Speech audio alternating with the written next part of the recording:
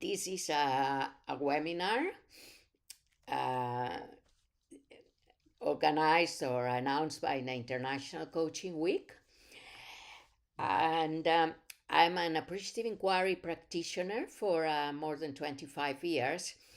And I don't know how many of you know about Appreciative Inquiry, but it's a methodology that focuses on the strengths, on what works, on the best that there is, on the aspirations and dreams of people. And normally it is used for big groups. And in this case, what I did is to apply Appreciative Inquiry in one-to-one coaching. So this method that I call Flourishing Together, it's written and published in this book that it's here in the screen next to where you see me, Flourishing Together Guide to Appreciative Inquiry Coaching. And it's published by O Books. It's in English. You can also find it in Spanish. And the idea is how to apply the methodology, the being and doing and believing from Appreciative Inquiry. That is the principles of Appreciative Inquiry. And welcome, Cecile. You are in the big circle, and if you don't mind to click in another smaller circle, because I would like, yes, thank you. Cees is gonna come any minute. He's gonna focus more on being and becoming a thinking partner. So we start with the Appreciative Inquiry coaching. And in Appreciative Inquiry, the first step is to define what we're going to talk about. So normally, for example, when you do coaching, you define the objectives. What is it that we want to talk about? And normally it's the client that brings those objectives. And normally they have a problem, a situation, a doubt, a question that has brought them to you as a coach. And what we do in Appreciative Inquiry coaching is we define an affirmative theme. So you can see next to me these arrows, and at the center is the affirmative theme or the affirmative topic. And what we want to focus on is not what the client wants less of, but what does he or she wants more of. So that's what we call it affirmative, because normally they say, oh, I don't want to have so many problems, I don't know, with my partner, or I want to reduce the conflict of my team.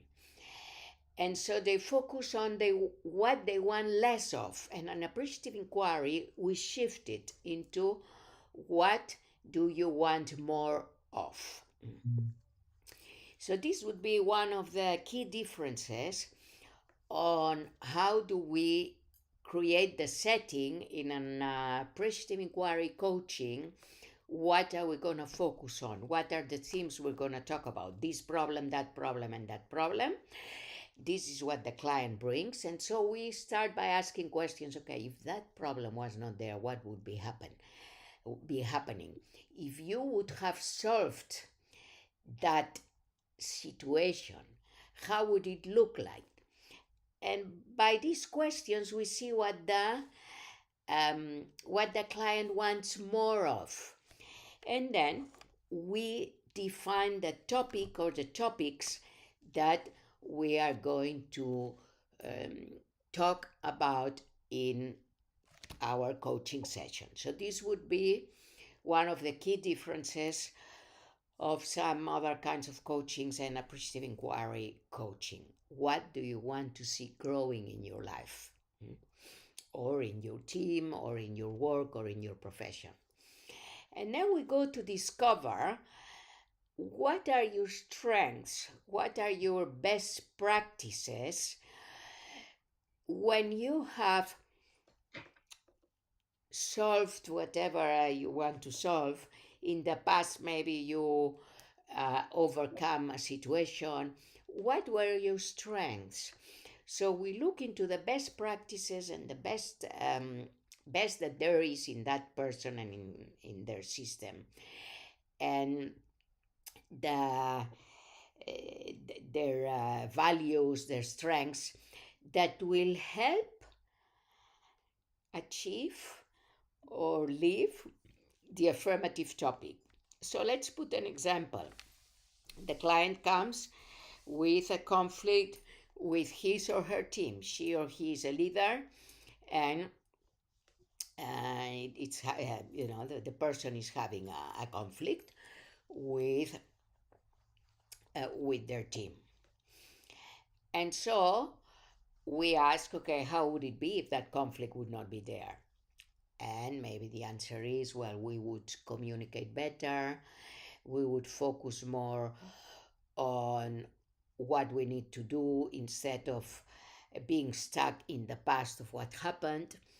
And then by those answers, we start inquiring, okay, so you want to be more focused on what needs to be happening. You want to have a flow in communication. So then the affirmative topic could be something, of course, I'm saying it very, very shortly here, but I want to go through the whole thing and then go to becoming thinking partners. So I'm being very brief in each one of the steps. So then the affirmative topic could be on creating a communication that flows amongst each other, for example. And so we're going to discover what helps when the communication has been flowing in that team, what has helped. And so we go into the strengths and best practices of that team, what already worked. And what we find is that the person becomes more enthusiastic because they focus on, we want flow in communication. We want a communication that flows in our team, instead of focusing so much on the conflict that creates hopelessness, creates blaming and sometimes anger and upset. So we are focusing on what we see, we want to see, what the client wants to see growing. And we discover that actually in the system there are already strengths to make that grow. So that creates confidence and trust that yes, it is possible. And then we go into dreaming. Okay, so imagine that 2 years have passed and your team is in a state of complete flow of communication. And then you do a visualization in which you take the person to live that dream.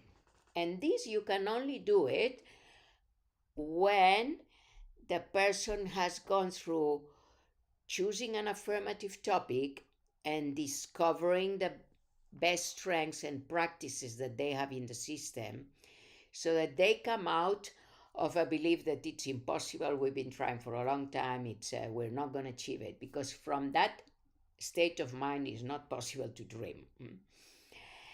And the space of dreaming in appreciative inquiry is different than the desired future.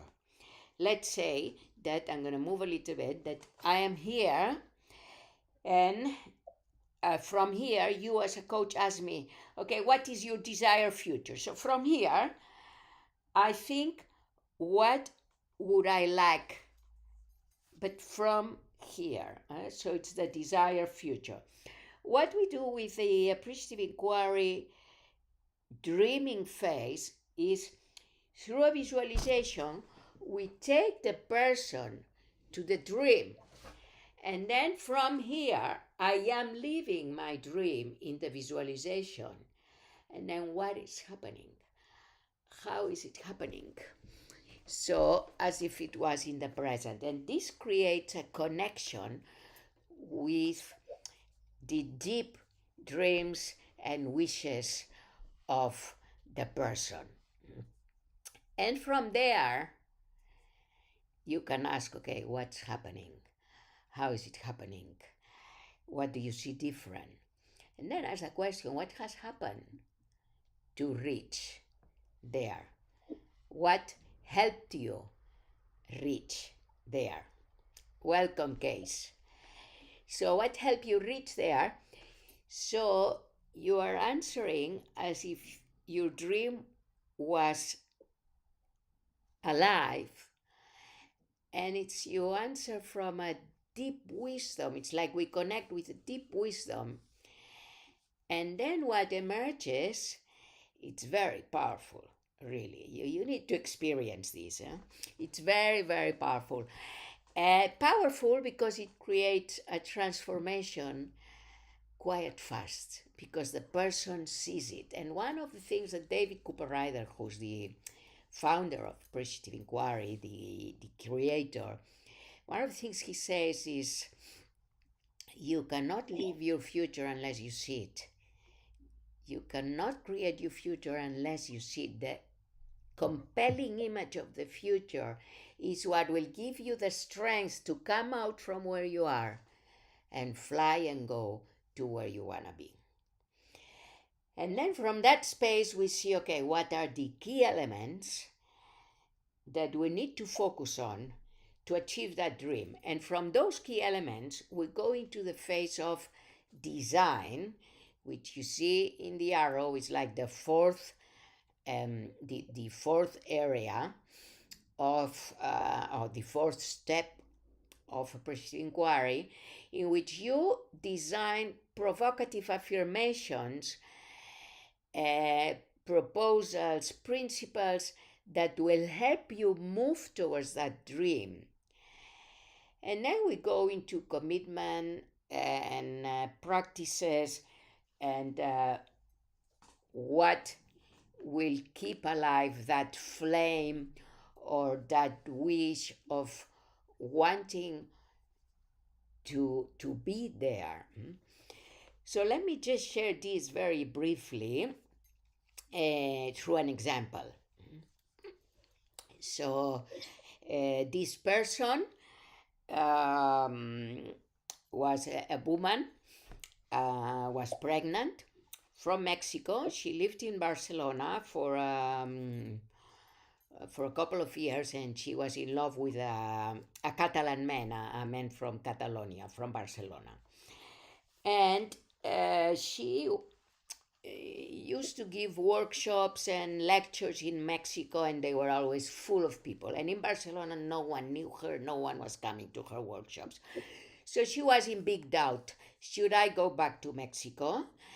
And my partner is willing to leave his job and come with me to Mexico? Or sure, I stay here and I feel very sort of desperate because anything I do, no one is coming to my workshops or lectures, or maybe one or two people. So inquiring, that's why it's called appreciative inquiring, we saw that the affirmative topic was finding my home. She was not feeling at home in Barcelona. So the topic was finding my home. And then through the process, when we went into discovery, we saw the key elements of what it meant for her to find in her home. And in her dream, in the visualization, which you need to know how to do that visualization so that it's open enough so that the person really dreams, but it has to be appreciative. And actually, in the book, I share about that methodology, but of course, the book is not enough. So I've created a training which is in Spanish and also in English online on appreciative inquiry coaching. And so what we did with her in that visualization, she saw herself in a house, and the visualization was like 3 or 4 years from now. She saw herself with a couple of children, and she saw herself writing and painting. She didn't see herself giving workshops or lectures. It's like her maternity, her becoming a mother, had shifted her wish, and she was at home painting and at home writing, but with her children. So you see, this was a dream which shifted her um, her deep anxiety that I'm giving workshops and no one is coming to them, to actually maybe my career is shifting and I'm going to share my wisdom and my experience through other artistic ways instead of through the mouth talking, so maybe writing or painting. And then we saw, okay, what are the steps that you need to focus on to create that shift from where you are on to where you want to be.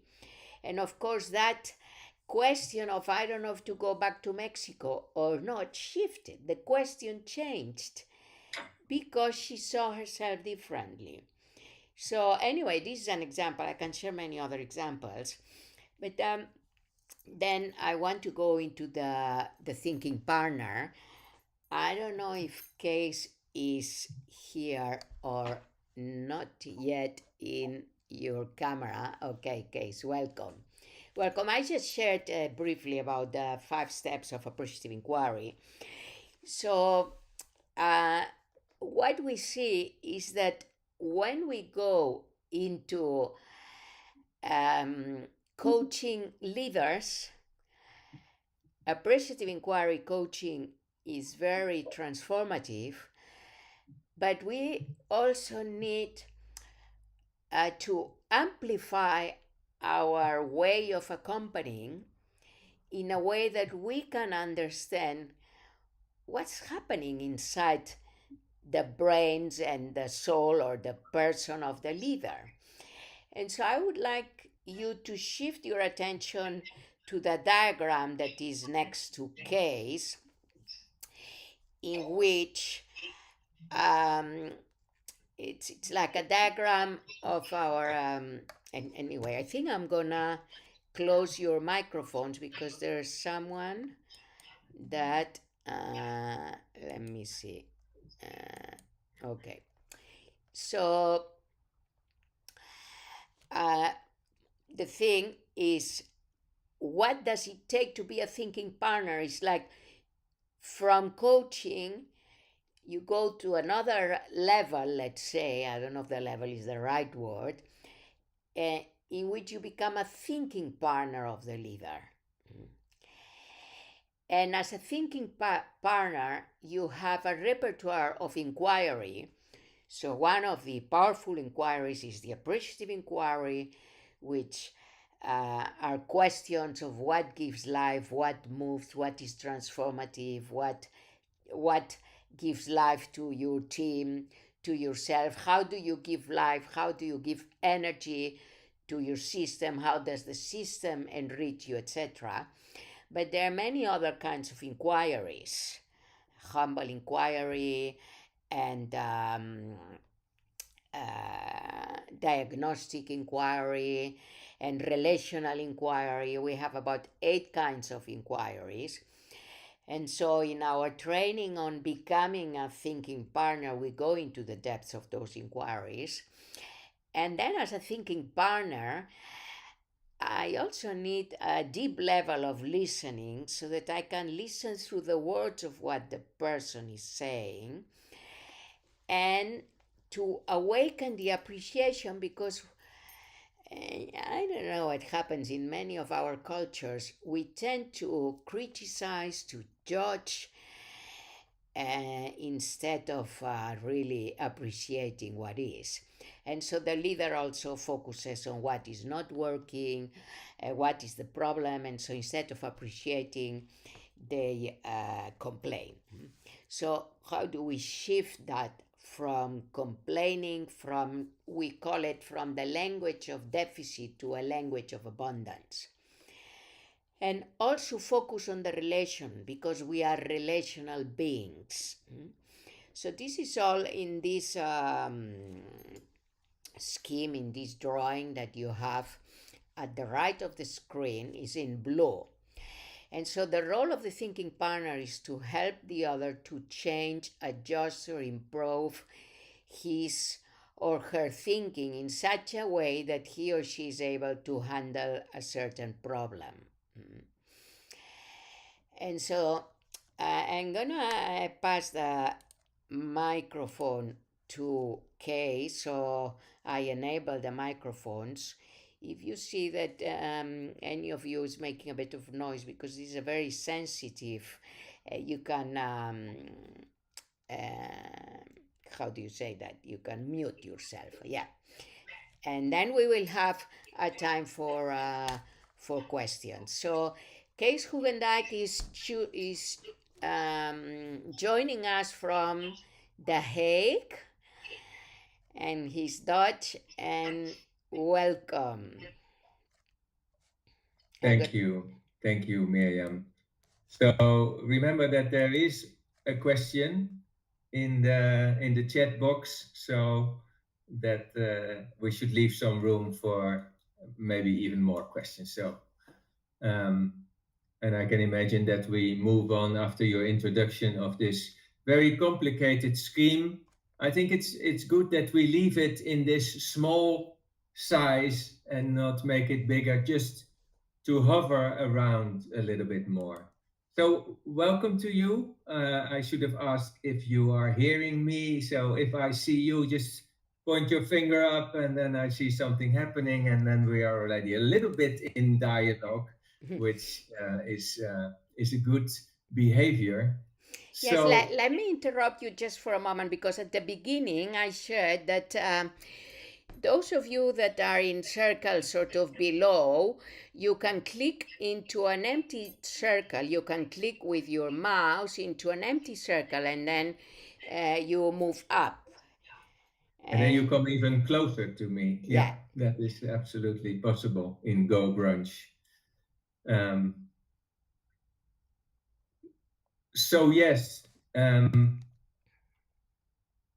if you go through this single question of what does it take to be a thinking partner, just to introduce myself very shortly, I'm into organization development, which involves leadership development, of course, with an idea, my dream of a learning organization, or even what I studied for 10 years and wrote about, a generative organization, an organization that has the capability of not only responding to situations, but sort of, although it sounds a bit weird, to create its own future, a future forming organization. So if we speak of, leadership as at least in the first part of Miriam's story about appreciative inquiry, it is already quite something to manage yourself or to lead yourself as a person. So imagine that you take up the responsibility, if possible, to lead an organization which consists of all, now several or hundreds or thousands of individuals. So can you even think of managing or leading this? So this is the complexity where we are in. So we should be a bit more honest, because when we took up this topic, Miriam and I, to bring this to the world, what does it take to be a thinking partner? Then we focus on being a thinking partner of leaders, of organizations, in the context of the not knowing, in to be convinced that you can't know everything of an organization, especially not as the external person that is presenting him or herself as a thinking partner, but even not so for the leader of that organization. It's somehow sort of impossible to know everything that's going on. So what can we do? What do we need to do? And this is where we think that the green part of this image comes in. The idea is, and this, if you just ask questions or because this is a bit of a complicated thing I'm going to try to point out. So imagine that we have a conversation. We are the thinking partner, and in this course, the student is the thinking partner under construction. We are the thinking partner, and the other, let's call him or her, the client, the leader. So our aim is to help to be an accompanying person for that leader to make possible that the organization involved, let's say, can flourish to the max. And that somehow the leader can influence that process, can support, can make it possible. Not just by managing or that takes more. Then it needs some kind of understanding. If this course, which has multiple elements, but one of the main elements is that it's not only focusing on the process of the thinking partner relationship, which is mainly that blue part of the image, which is about being equal, which is, maybe the consultant Edgar Schein, as was mentioned, with process consulting, the helping relationship to be equal with the person. But that, in my opinion, is not enough. The idea is that we, as an organizational leadership thinking partner, create, develop, or already have some knowledge about the specific elements causing an organization to develop, to learn, to become a flourishing organization. And it may be that the leader of that organization is not so much aware yet. So one thing in this relationship is to find out first, how does this client see his or her organization? And the way to find out is to bring in new context of how to look at an organization to find out whether my view, whether my view is different from the view of my client and how we both can develop this. The first thing we have to take in mind is that we both, me and my client, look at the world through some lenses. We could call them value systems, and that is one of the elements in the right upper corner of this image. Value systems. It's a kind of framework we look at the world, and maybe the first thing to do in the relationship is just to find out, how are you looking, dear client, at your organization? Through what kind of lenses? If you're more like a power-oriented or supporting-oriented. So how are our lenses? So the first step is to adjust our lenses, that we understand that we may look the same, which can create a blind spot for us, or we may look very different, which can create that we don't understand each other yet. Then, building on this, we can really go into views on how to look at organization and its possible ways of development. Again, and we're taking here 4 main pathways to look at it. There may be more, but this is our selection. We think it's already quite something. One thing is interesting to take into account. We as a client are not only processing a process level, we bring in some knowledge about organizational development, not like to spread it out and to tell them or to advise, but we bring in the knowledge to find out whether this knowledge is present or not, or sufficient in the view of the client, and whether it's relevant or not. So this course will bring you new knowledge about organization development besides the capabilities of this process consulting.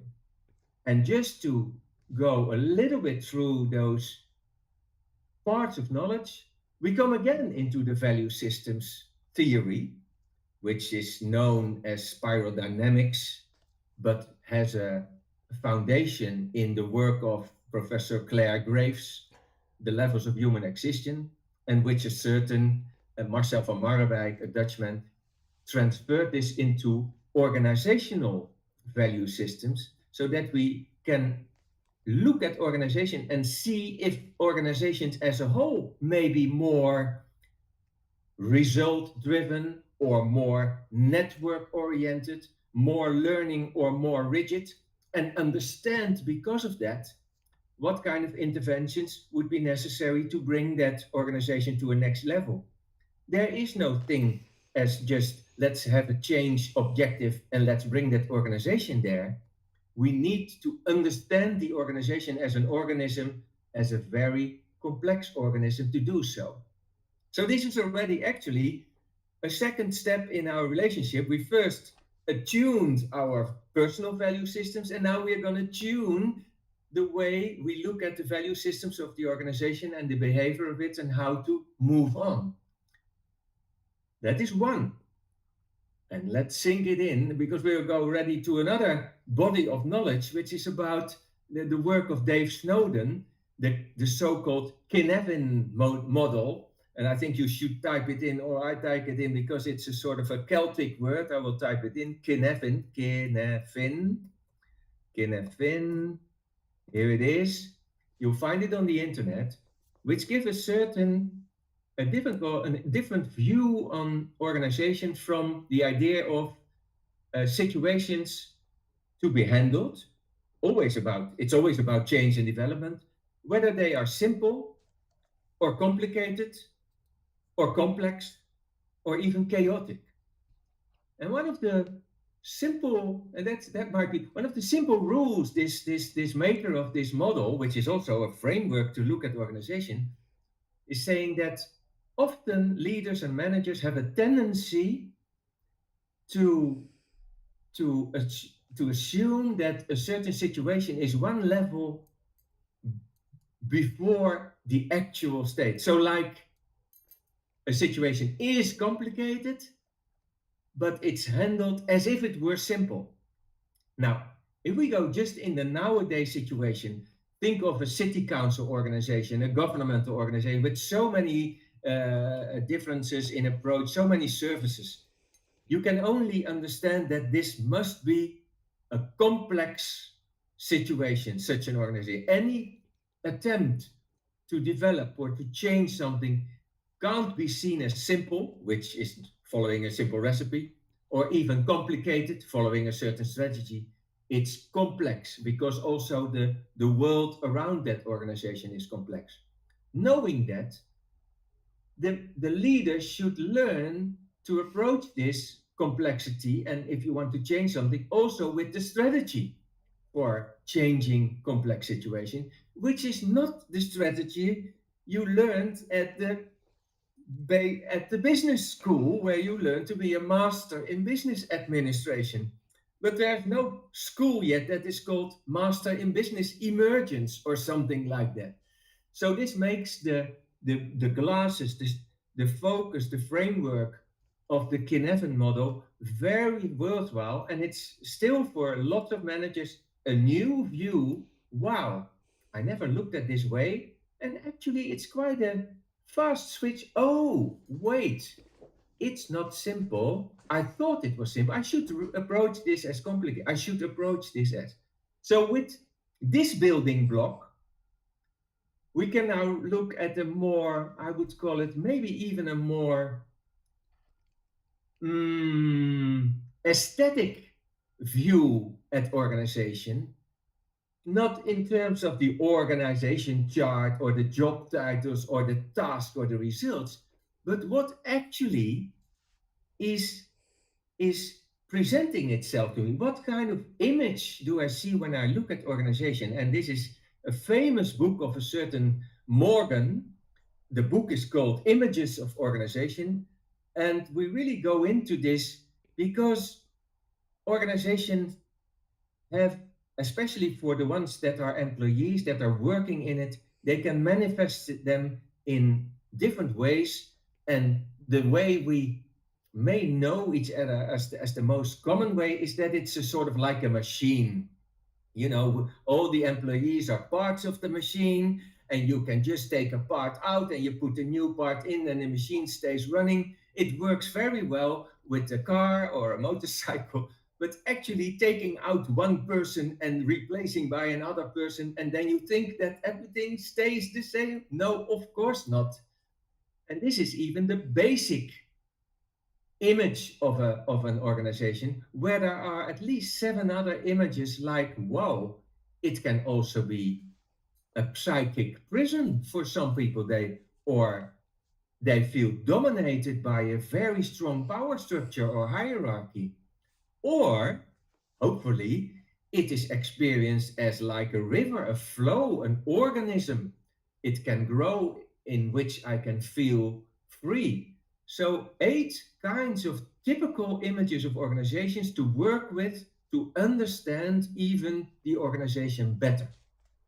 All this, of course, not to forget, is to help develop the organization a little bit further into more maturity.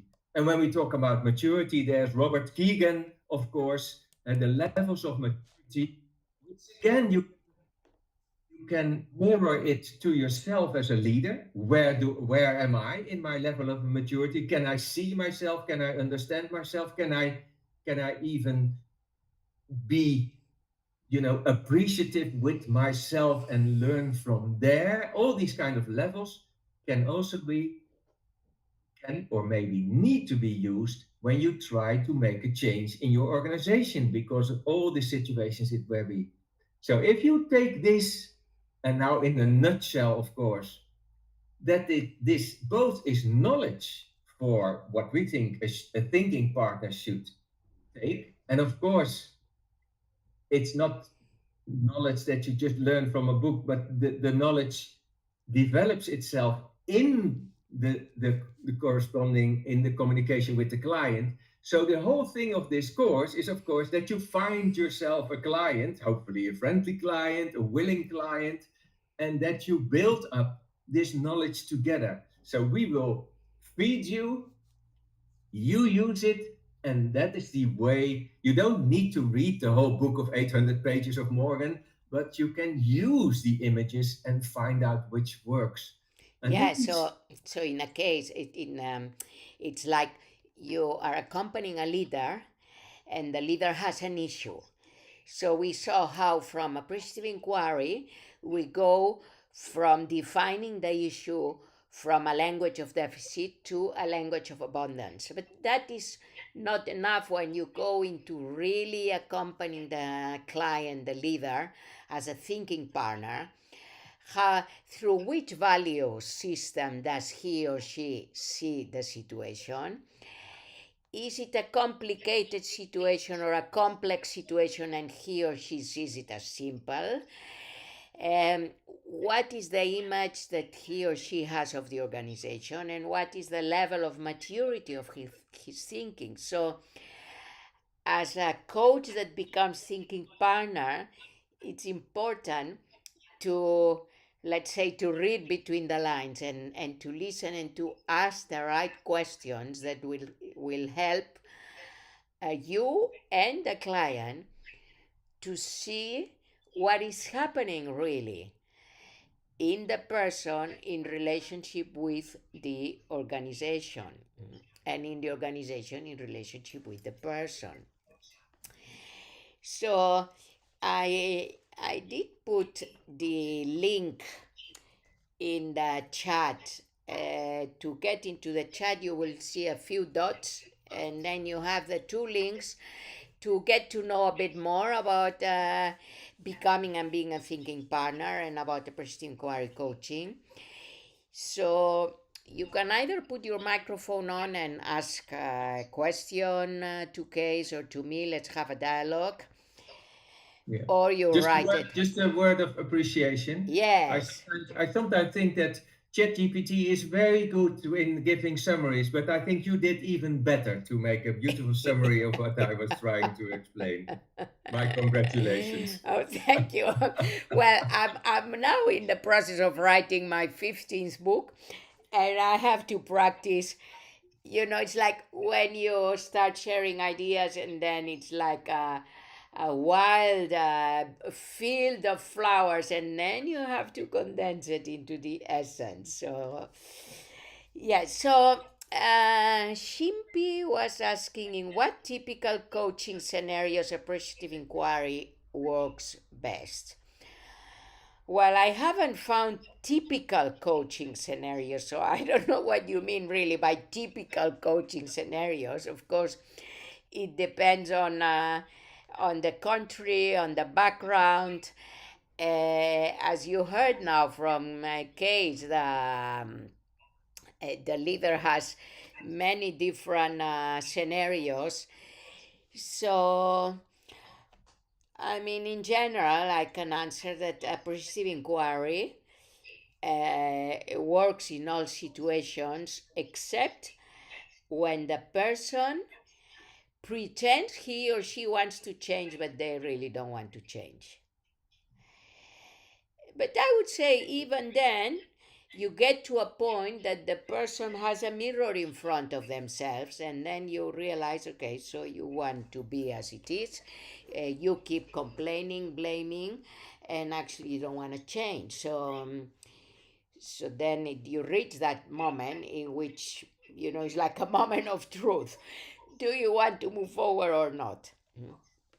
Maybe to add to this, because I could also say where or where not appreciative inquiry in general is effective or not. Because the interesting thing is the moment you engage in an appreciative inquiry conversation, you could say every of that kind of conversation is a sort of coaching conversation because it always has the effect of strengthening the other. Of course, there are situations like people in an acute crisis that there's perhaps something else to do because appreciative inquiry needs a certain quietness of the mind to come back to. And if Yeah. somebody is screaming, you can't ask, oh, what is the best, go back to a nice situation. Somebody is screaming. What I also can say is that we sometimes meet appreciative inquiry fellow practitioners from all over the world in conferences, and they come from, from Asia, from the East, from the West, from Europe. There are differences in style and background, as you can imagine. From the Americans may have more the organizational, the success, and the best practice. The Asian people have a tendency to maybe to more the spiritual side. The Europeans pragmatic, but I never found a person of any place of the world that appreciative inquiry was strange to. So I think it fits. It fits to any culture. It's a human thing. Yes. Yes. Any other comment, any question? What do you appreciate from what you have heard? You can put your microphones on or write in the chat, whatever you prefer.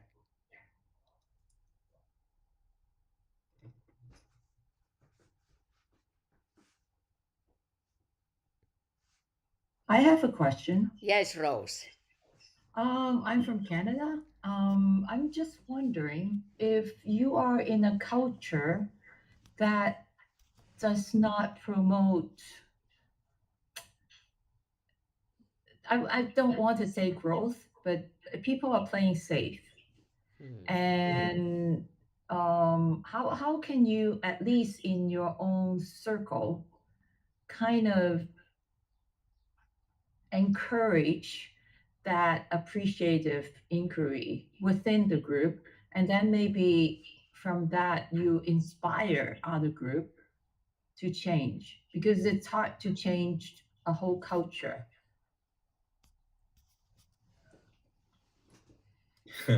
A culture is a big thing.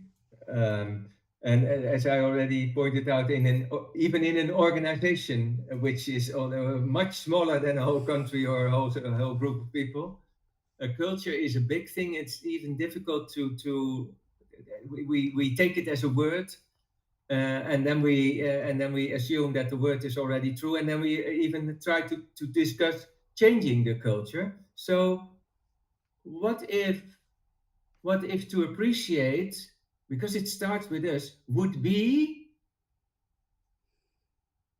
I take you as you are. I take the situation as it is. So, because although I support all the ideas, and I know that there may be organizations or societies where people are more on the safe side or protecting themselves because it may not be safe, but still, to appreciate means I take you as you are. So I'm not gonna label you as being you are on the safe, even not an individual, because I think it's already difficult to. I work sometimes with teams about diversity and inclusion. You know, we can't designate a whole team to a certain behavior. Some are quiet and some are. So, what if it would just be a team? You don't want to promote appreciative inquiry. You just want that team to make it the next step, to be successful, to be have a nice job, to open up and say what is there. It could be done by what I would say the two single words of appreciate, by to appreciate. I appreciate you as you are. Rose, also you. You are who you are. And then we inquire, so what could you go from there? And just forget about whether you call this safe, because what is safe for me is unsafe for you. We just don't know. Yeah, I would like to add to that because, for my experience, I would say that some people they need safety and security, and some people they are moved by freedom, so they are more adventurers. They risk more, and I found out in different cultures. I lived in Latin America. I lived in India for a long time. I live in Spain now, where I was born. But um, of course, we are generalizing, and culture is a big thing. But for some people, to be alone is safe, and for other cultures, to be alone is unsafe. In some cultures, to be together is better than to be alone, for example. So I would start in my inquiry by asking, okay, what is safety for you? And where is the real safety for you? Because sometimes, and I think life has shown this to us, and through the pandemic, the COVID also, you think some pillars are very strong and are safe, and then boom, they collapse and there's no safety there.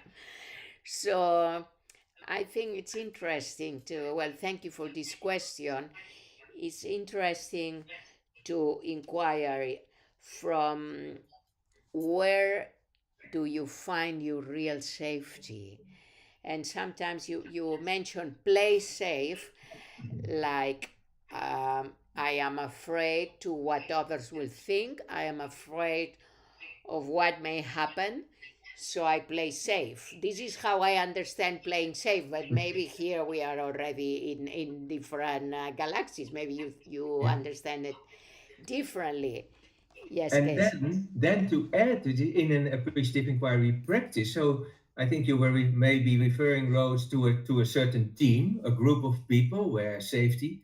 But if you sense, like if a team coach or that safety if is an issue, that could be very well, and then you bring it up on the agenda somehow, not on the conventional agenda. We should talk about safety, but the appreciative inquiry way, in a nutshell, would be like, can we create the space for having an inquiry about psychological safety, for example.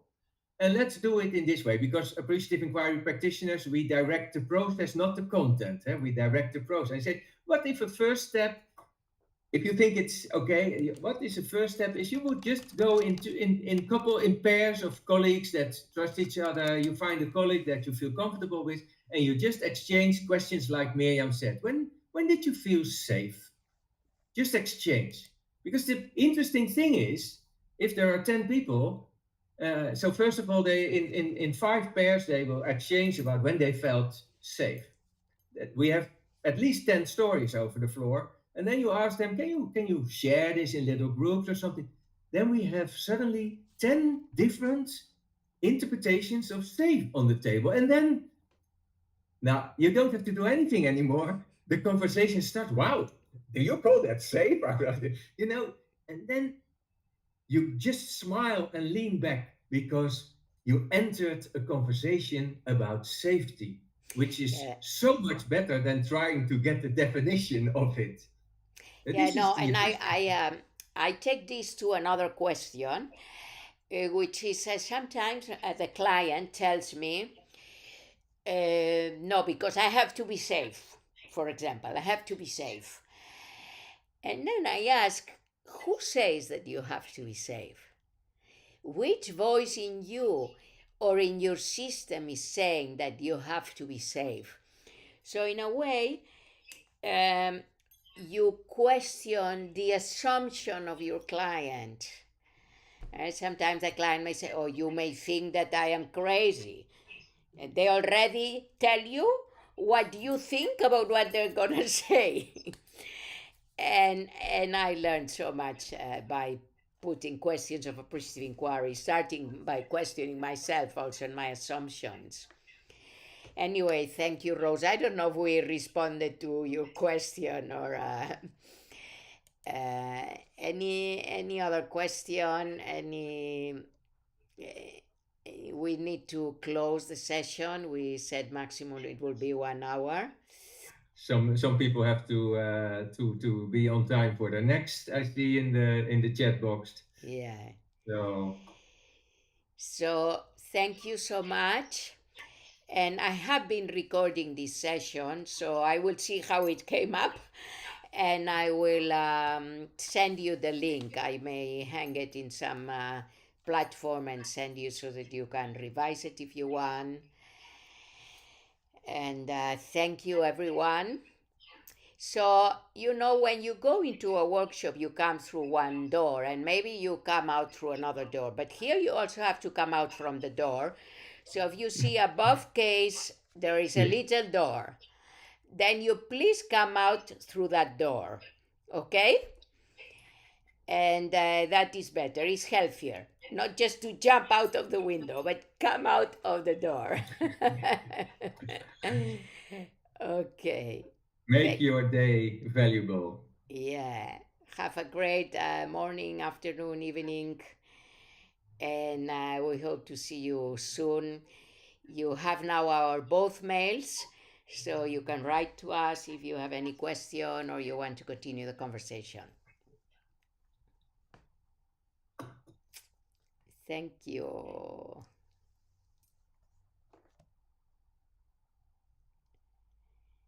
Good.